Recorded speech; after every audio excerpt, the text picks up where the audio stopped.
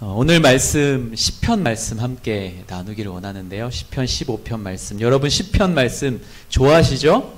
시편 말씀 너무 아름답잖아요. 그렇죠? 저는 시편 말씀 생각하면 이 시편의 고백과 선포의 말씀은 전능하신 하나님, 그 창조의 세계와 또 우리 삶에 직접 개입하시는 그 하나님의 놀라운 섭리, 경륜을 경험할 때 나오는 고백이 아닌가라는 생각이 듭니다. 그래서 시편 말씀 읽으면 너무너무 하나님의 그 만지심을 경험하게 되는 것 같아요. 그래서 마음이 힘들고 어려울 때 저는 시편 말씀을 종종 펴놓고 읽고 묵상하고 또 찬양도 듣고 참 좋아합니다. 우리의 인생의 길을 지도하는 기도의 모범이 되기도 하고요. 삶을 변화시키는 노래가 되기도 합니다. 그래서 이 시편 말씀은 하나님께 영광을 돌리는 예배의 모범이 되기도 합니다. 그리고 기도의 교과서라고 할 수 있겠습니다. 여러분 힘드실 때 시편 말씀 읽으면서 기도하고 찬양하면요, 그게 예배가 되고요, 그게 예배의 교과서가 되기도 한다라는 생각이 듭니다. 오늘 우리가 읽은 이 시편 15편 말씀, 다윗의 시입니다. 다윗이 많은 시를 썼죠. 하나님을 향한 고백과 감사와 감동의 고백이 담겨있는 시인데요. 오늘 이 시편 15편 말씀은 특별히 여호와의 그 법궤를 예루살렘으로 옮기고 나서 예루살렘 성전이 건축되기 전까지 그 시간 사이에 기록된 말씀이라고 볼 수 있겠습니다. 다윗이 스스로에게 질문하는 거예요. 두렵고 떨림으로 던지는 질문이에요. 내가 여호와 앞에서 예배하기에 합당한 사람인가? 내가 하나님 앞에 설 수 있는 사람인가? 라는 정체성을 고민하면서 이 시를 쓰고 있는 겁니다. 이 다윗의 그 마음의 상태를 이 말씀을 통해서 우리가 볼 수가 있죠. 오늘 이 말씀을 통해서 저와 여러분이 내가 하나님 앞에서 예배하는 사람으로 합당한 예배자의 모습으로 서기에 합당한가? 그 정체성을 다시 확립하면서 하나님 앞에 가까이 나아갈 수 있게 되기를 바랍니다. 우리 1절 말씀을 한번 읽어볼까요?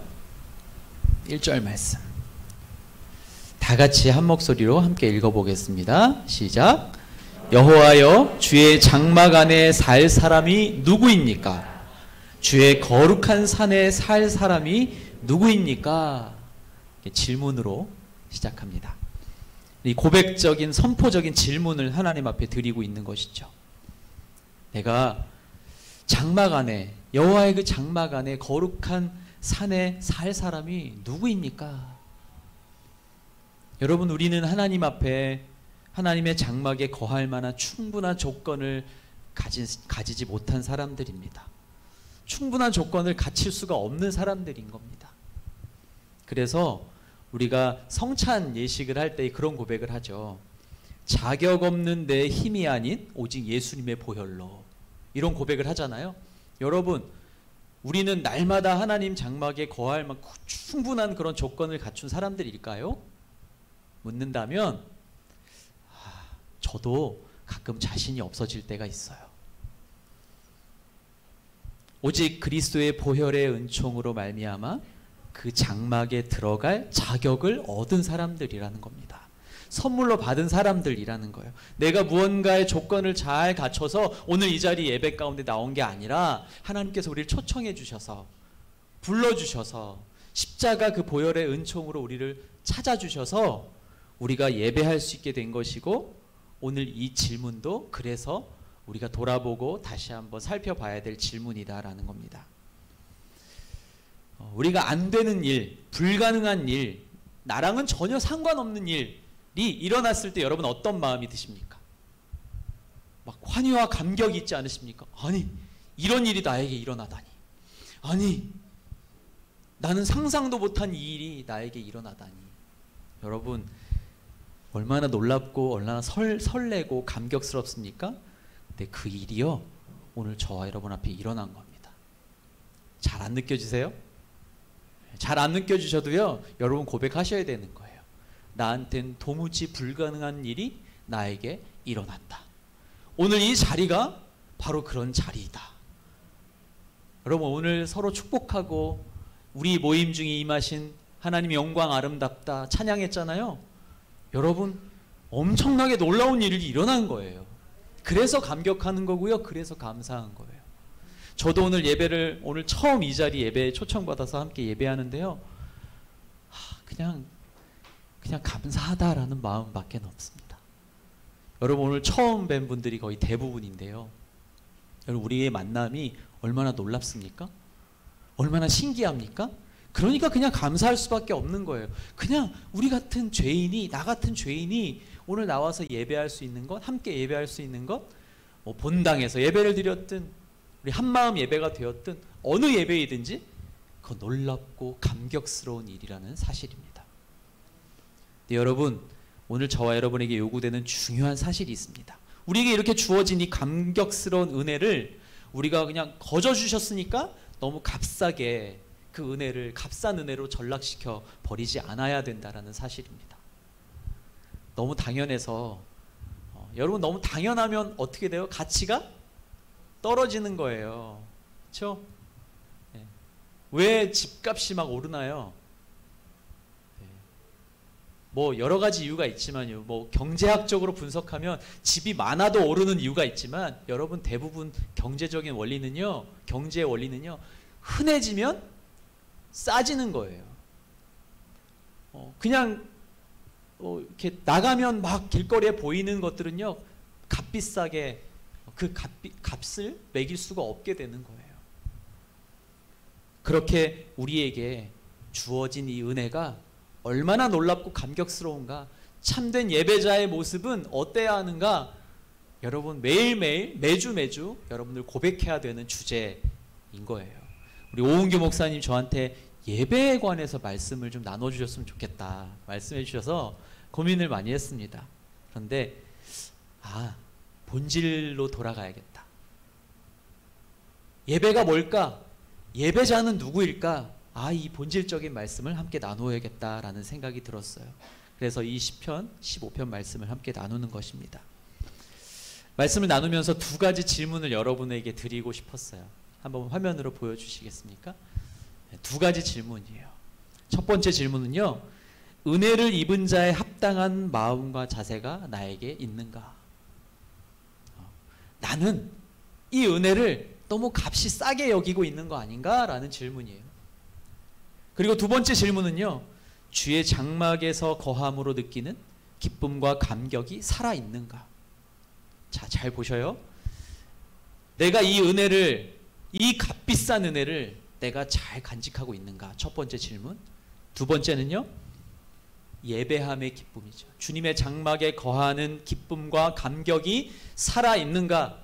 이 두 가지 질문 오늘 여러분에게 드리면서 이 질문의 답이 오늘 말씀의 고백입니다.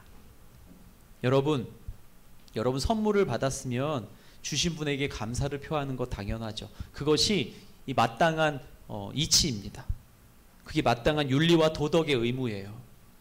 우리가 은혜 주신 분에게 감사와 경배를 드려야 하는 것은 마땅한 일입니다. 근데 우리 모습은 어떠할까요? 저에게도 질문하는 겁니다. 경배와 찬양의 대상이 흔들리고 있지는 않는가? 저도 매주 토요 주일 예배부터 예배를 섬깁니다. 저는 목회자잖아요. 그렇죠? 그래서 토요일도 예배드리고 뭐 주중에도 예배드리고 또 주일날도 토요 주일 예배, 오늘 주일 예배, 또 본당에서도 예배드리고 오늘 이 자리에서도 예배드리고. 그런데 그 모든 예배 가운데 진짜 하나님을 높이고 하나님을 경배와 온전히 하나님만 경배와 찬양 올리고 있을까? 흔들릴 때가 있어요. 내가 주님 앞에 모든 문제를 다 맡기면서 나아갑니다. 주님만을 경배합니다라고 고백하지만 어느새 다시 세상의 안목과 육신의 정욕으로 또 다른 것을 예배하고 있는 우리의 모습을 종종 발견하게 된다라는 겁니다. 자, 그럴 때마다 어떤 마음이 드십니까? 난 그리스도인으로서 부족한가 보다 자책해요. 예배의 자리에서 그래서 조금씩 멀어지는 그런 우를 범하게 되기도 합니다. 구원받은 우리들이 그런 내면의 갈등 속에서 지쳐서 또 낭망하고 하나님으로부터 멀어지게 하려는 것, 그것이 바로 사탄의 계략인 것이에요. 우리는 이미 주님의 자녀가 되었어요. 그래서 그 은혜로 말미암아 오늘 예배 자리가 나왔어요. 근데 사단은요 계속 우리를 공격하는 거예요. 너 진짜 하나님 온전히 예배하니? 라고 질문할 때 우리 마음에 분명히 부족한 것들이 있거든요. 그래서 사단은 그걸 파고드는 거예요. 너 예배자로 합당하지 않아. 그러니까 그렇게 예배할 거면 예배하지 마. 사탄은 그렇게 우리를 유혹합니다. 사도 바울도요 로마서 1장에서 이렇게 기록합니다. 인간이 하나님 외에 다른 피조물을 경배하기 시작할 때 우리의 영의 눈은 점점 더 어두워져서 죄악에 빠지게 되고 결국은 사망에 이르게 된다라고 기록합니다. 무서운 거죠. 사탄은 그렇게 우리를 하나님으로부터 멀리 떨어뜨리려고 계속해서 노력합니다. 아마 오늘 이 시간 중에도 그럴지 모릅니다. 그래서 이 선포를 해야 되는 거예요.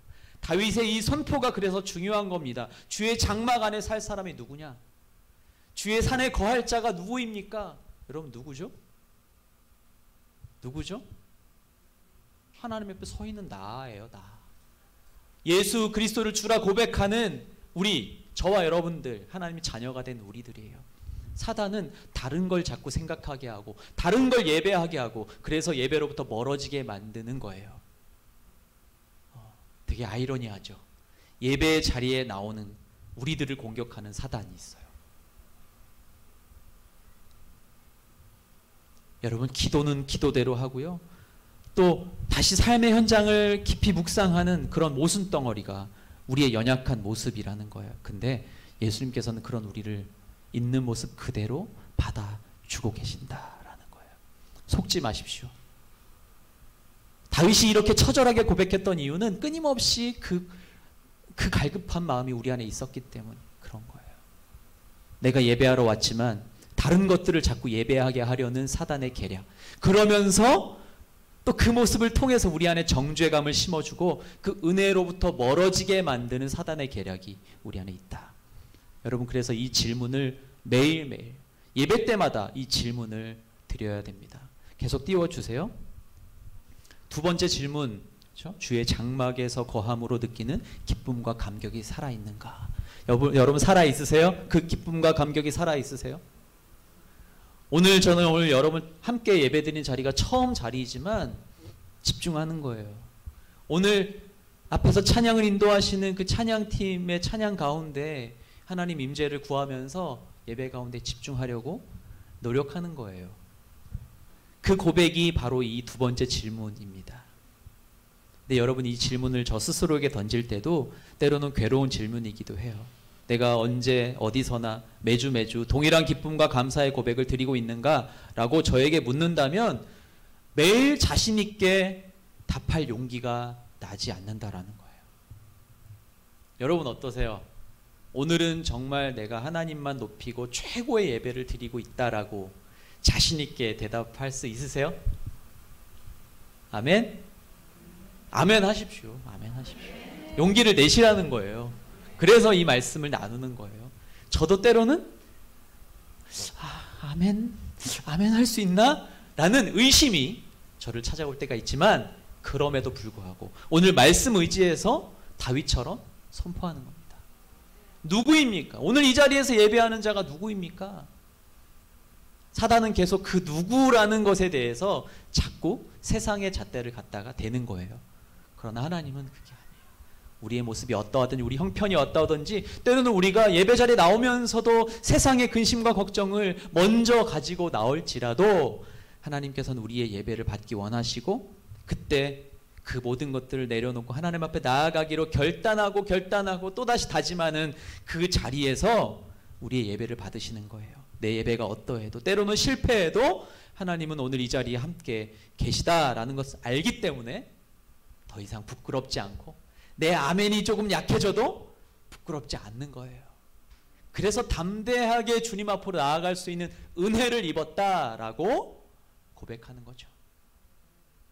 우리가 자꾸 이 율법으로 돌아가려고 하는 그런 우리 죄의 본성이 있는 거예요.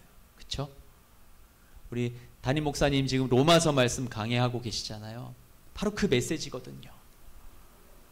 여러분 제가 이 말씀을 준비하면서요. 오래전에 이 청년회 때에 오늘이 교회 2005년 6년 오늘이 교회 청년회 때에 왔어요. 그때 뜨거운 은혜를 경험했던 때를 생각해 봤습니다. 그때는 모든 시간이 은혜로웠어요. 자리에 앉기만 하면 은혜로웠어요. 눈물이 났어요. 하나님 감사합니다. 이 예배의 감격을 주셔서 감사합니다. 일상에서 필요한 시간 외에는 제가 교회를 섬기는 일에 최선을 다했습니다. 그 원동력은 바로 예배 가운데 말씀을 통해 주시는 은혜와 감격이었어요. 자, 근데 제가 하나님께서 이제 저를 부르셨어요. 뭐 여러 가지 그 얘기를 하자면 너무 기니까요.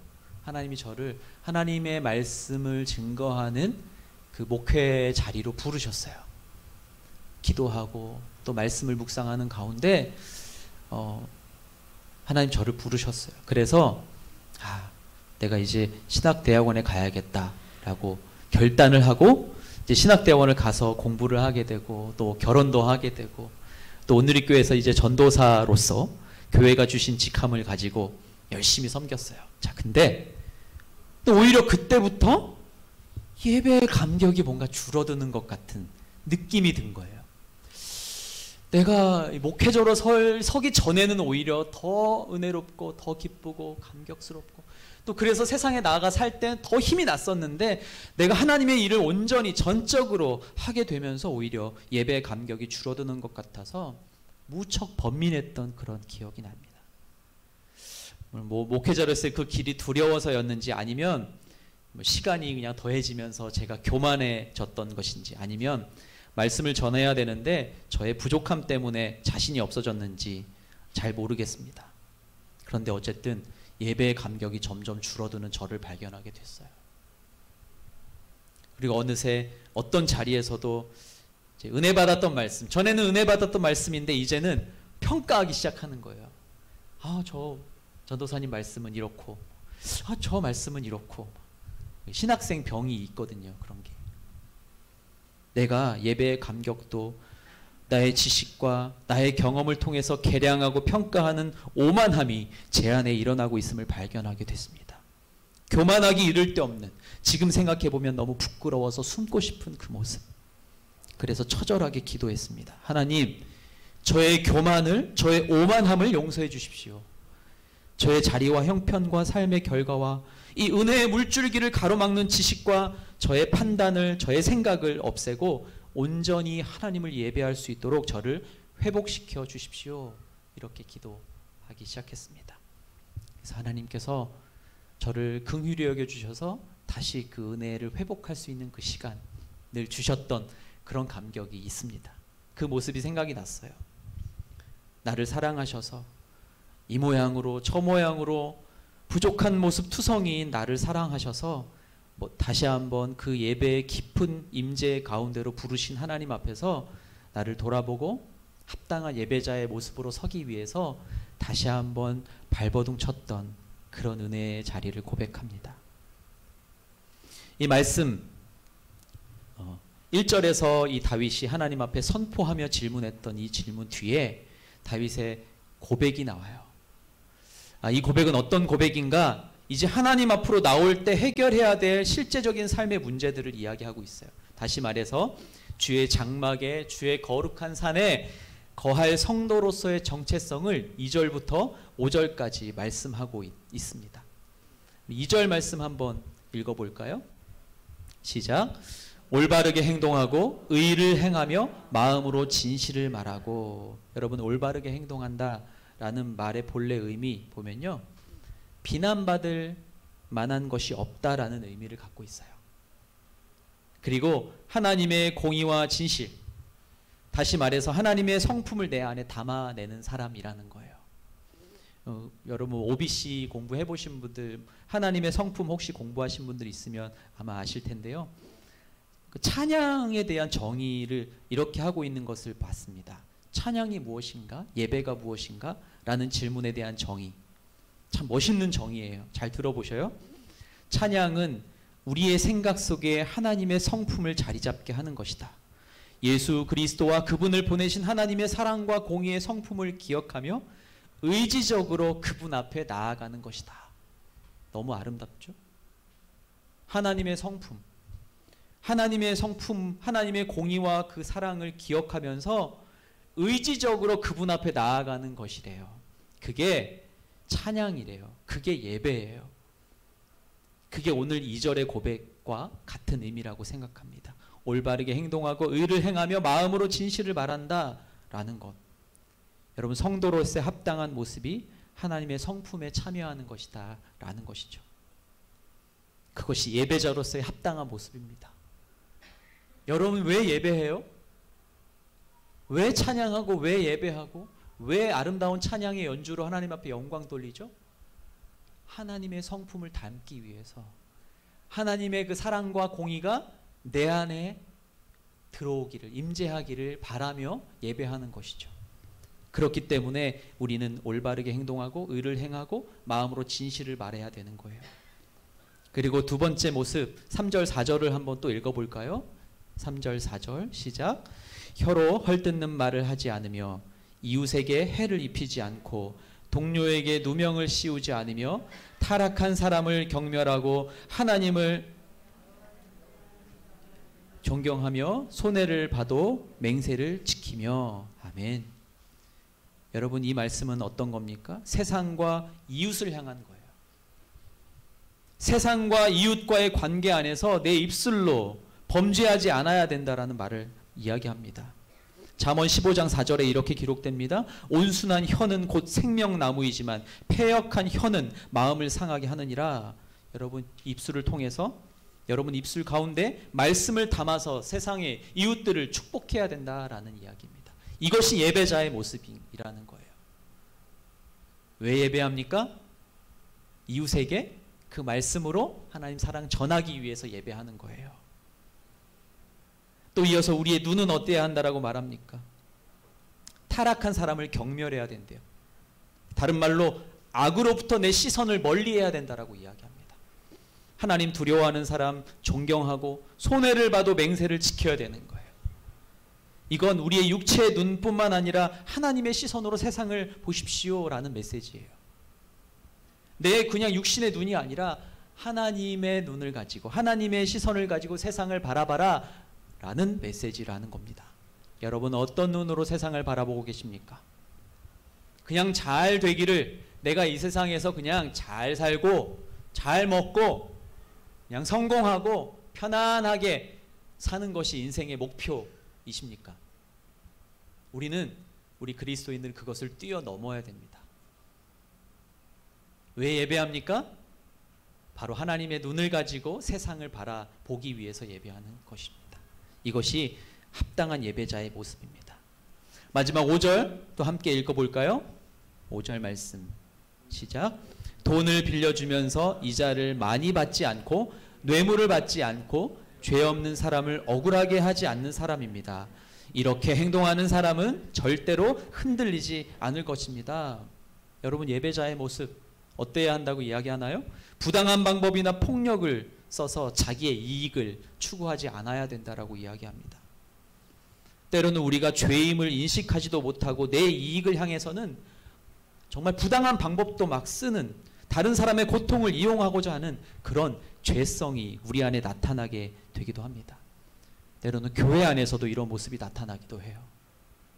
여러분, 이게 너무나도 쉽게, 우리가 너무나도 안일하게 이런 말씀, 이런 모습들을 그냥 흘려보낼 때가 참 많다라는 겁니다. 나는 교인이니까, 나는 예배하는 사람이니까 그냥 내 스스로 합당화시키고 그냥 내 스스로 안위하는 그런 모습들이 우리 안에 얼마나 많은가 모릅니다. 여러분, 어떤 마음으로 오늘 예배하고 나오셨든지 간에 우리가 가지고 있는 어떤 목적들 있죠. 내가 때로는 힘들어서 하나님 앞에 예배할 수도 있는 거고요. 내가 지쳐서, 내가 하나님 이 지친 나를 좀 만져주세요. 그런 마음으로 예배하러 나오기도 하죠. 그러나 그것보다 더 앞서서 궁극적으로 우리가 예배자의 모습으로 서는 건 어떤 것인가? 바로 오늘 우리가 나눈 것이에요. 바로 정리하면 거룩이라는 단어로 정리할 수 있을 것 같아요. 모든 것이 무너져 버린 것 같고 무기력하고 돌아보면 희망이 없는 것 같은 세상을 우리는 살아가야 돼요. 언제까지요? 주님 오실 때까지 살아가야 되는 거예요. 그러면 힘을 내야 되잖아요. 그러면 어떤 것이 우리의 원동력이 될 수 있을까요? 바로 거룩이라는 거예요. 오늘 우리가 이렇게 읽은 말씀들 하나하나 다 살펴보면 어떤 모습이 예배자로서 합당한 모습입니까? 결국은 하나님의 성품을 가지고 그 하나님의 사랑과 공의를 세상 속에서 하나님의 시선으로 세상을 바라보고 그 사랑을 나눠주기 위해서 힘쓰고 그냥 나만 은혜 받자 하고 예배로 끝나는 게 아니고요. 그 마음으로 세상 향해서 나아가서 그 거룩의 모습을 세상 가운데 선포하고 그 모습을 통해서 세상을 변화시키려는 그런 사람들이 진짜 예배자이다 라는 겁니다. 오늘 한마음 예배 가운데 나오신 여러분 모두가 저는 그 궁극적인 예배자의 모습을 좀 가지고 세상에 담대하게 나아가셨으면 좋겠어요. 그냥 오늘 예배 은혜 받으러 왔어요. 아멘. 그걸로 끝나지 마시고요. 오늘 예배가 끝나고 나갈 때는요. 진짜 예배자는 이런 모습이구나. 소극적인 예배, 그냥 우리 인간적인 모습의 소극적인 그런 예배자의 모습으로 끝나는 것이 다가 아니구나. 여러분 진짜 예배자로 이 자리에 나오셨으면 아멘 하셨으면 이제 더 담대하게 나아가시는 거예요. 치유하고 회복하고 만지시는 하나님, 그 하나님을 이제 내가 내 마음에 모시고 진짜 그 하나님 예배하는 사람이면 이제 이 모습으로 세상에 나아가서 무기력하고 죄악이 만연하는 세대 속에 나아가서 내가 소금의 모습으로 빛의 모습으로 세상의 소금과 빛으로 사십시오. 그냥 인사만 하고 끝나는 것 아니고요. 오늘 이분을 나가시면서 선포하고 나가십시오. 나는 그런 힘이 없어요. 아니요. 그럼에도 불구하고 하나님의 능력을 선포하는 겁니다. 왜요? 오늘 예배했으니까. 그게 예배자의 모습이라고 오늘 말씀했으니까. 주의 장막 안에 거할 사람이 누굽니까? 오늘 불러주셔서 예배하게 하셨고 예배 가운데 하나님의 은혜와 사랑과 공의와 하나님의 평강과 세상을 바라보는 하나님의 시선을 우리에게 알려주신 하나님의 능력 가지고 나가시는 겁니다. 그냥 오늘 이 예배가 오늘 예배로 매일의 예배가 매주의 예배가 오늘 이제 또 오은규 목사님 이제 돌아오셔서 또 말씀 전하시면서 계속 매주 예배 드리실 텐데 이 매주의 예배가 이 아름다운 예배가 그냥 은혜 받았음으로 그냥 끝나버리는 것 아니고요. 진짜 합당한 예배자의 참된 예배자의 모습은 무엇인가? 은혜 받았으니 내가 한량없는 은혜로 나는 이 예배에 도무지 주의 장막 안에 거할 만한 능력과 조건이 없지만 하나님 은혜 베풀어 주셔서 내가 이 예배자의 모습으로 다시 서고 선포하고 그래서 세상에 나아가서 그 거룩을 나타내는 정체성을 지키기 위해서 몸부림치면서 세상 가운데 나아가는 것, 그것이 오늘 제가 나누고 싶은 이 말씀의 결론이에요. 참된 예배자, 나는 하나님을 예배하는 예배자입니다. 찬양해요. 그렇죠? 근데 그 찬양이 내 입술에서 그냥 찬양되고 은혜롭다. 내 감정, 내 지, 정, 내 의 안에 그냥 그것으로 끝나버릴 때가 참 많아요. 네. 여러분 진짜 예배자로 선다라는 것은 참된 예배로 선다는 것은요. 이제 그 담대한 고백으로 세상에 나아가시는 겁니다. 나 하나 건사하기도 힘든데 아니요. 하나님이 나랑 함께 하시기 때문에 이제는 나 하나 건사하는 게 중요한 게 아니라 이제 세상에 나아가서 나도 세상을 변화시키는 예배자로 하나님의 사람으로 소금과 빛의 역할을 감당할 수 있을 줄로 믿습니다. 네, 선포하고 나아가시는 겁니다. 오늘 예배자의 이름으로 나온 저와 여러분 모두가 하나님께 그렇게 참된 예배자의 모습으로 이미 하나님께서 우리를 불러주셨기 때문에 세상에 나아가서 어떤 상황 가운데서도 흔들리지 않고 믿음의 반석 위에 서서 담대하게 세상 가운데 선포하며 나아가기를 주님의 이름으로 축복합니다. 그럴 때 여러분 한 사람 한 사람을 통해서 예배자가 세워지는 거예요. 여러분 주변에 또 힘들고 어렵고 그냥 낭망하고 나는 예배 드리기에 나는 너무나도 연약하고 힘든 사람이야 라고 생각하시는 분이 있으시면요. 아니야. 그리고 예배 자리 초청하시는 거예요. 그리고 같이 중보자가 되어주시는 거예요. 나는 하나님이 내 인생의 주인입니다 고백했기 때문에 이제 나의 어떤 것도, 나의 연약한 모습도 내 삶을 어찌할 수 없는 거예요. 나는 하나님을 예배하는 예배자입니다. 다윗의 고백이 그거 아니었을까요? 아무것도 할 수 없는 원수들이 내 앞에 내 목숨을 노리고 와 있는 그 자리에서도 다윗이 뭘 고백합니까? 주님이 나와 함께 하시기 때문에 나는 두렵지 않습니다라고 고백하잖아요. 원수들 앞에서 주님께서 내 앞에 상을 차려주신다라고 고백하잖아요. 오늘 그 고백이 저와 여러분의 고백이 되었으면 좋겠습니다. 그런 은혜가 참된 예배자로 능력 있게 나아가는 저와 여러분들 되기를 예수님의 이름으로 축원합니다.